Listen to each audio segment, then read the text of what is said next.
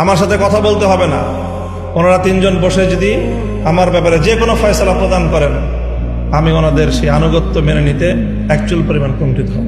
আলহামদুলিল্লাহ।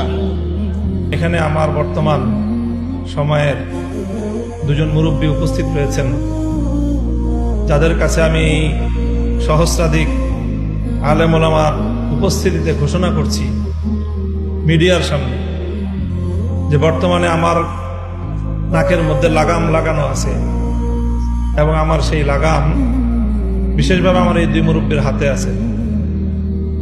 আজকের এই মজলিসে কিছুটা নিজের পক্ষ থেকে কিছু বিষয়ে জবানবন্দি দেওয়ার খরচ অনুভব করতেছি। আপনারা জানেন জবানবন্দি কে দেয়, কোথায় দেয়।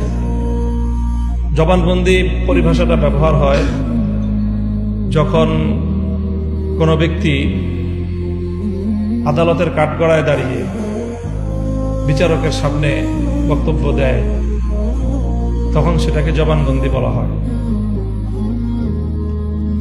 কাজে আমি মনে করি উম্মতের উলামায়ে কেরামের সামনে আমরা যারা কাজ করছি তাদের কাছে আমাদের জবাবদিহিতা করা, নিজেদের কথার পক্ষে নিজের ওয়াজাহাত ব্যক্ত করা, এটা তাদের দায়িত্ব। সেই জায়গা থেকে আমি জবানবন্দি দিচ্ছি, এবং আমি এই জবানবন্দিটা দেওয়াটা বিশেষ প্রয়োজনও মনে করছি, কারণ এখানে আমার বর্তমান সময়ের দুজন মুরব্বী উপস্থিত রয়েছেন, যাদের কাছে আমি সহস্রাধিক আলেম ওলামার উপস্থিতিতে ঘোষণা করছি মিডিয়ার সামনে যে বর্তমানে আমার আসসালামু আলাইকুম নাকের মধ্যে লাগাম লাগানো আছে, এবং আমার সেই লাগাম বিশেষভাবে আমার এই দুই মুরব্বীর হাতে আছে। একজন আমার আব্বাজান শাইখুল হাদিস রহমতুল্লাহ আলাইহি রফাতের পর আমাদের পারিবারিক অভিভাবক, আমার এদারার অভিভাবক, আমার জিম্মাদার, আমার বিরাদারে মোহতারাম হযরত আল্লাহ মাওলানা মাহফুজুল হক হাফিজাহুল্লাহ, এবং আরেকজন আমার ইসলাহি মুরব্বী, আমার শাইখ ও মুর্শিদ হযরত দেওয়ানার হযরত হাফিজাহুল্লাহ।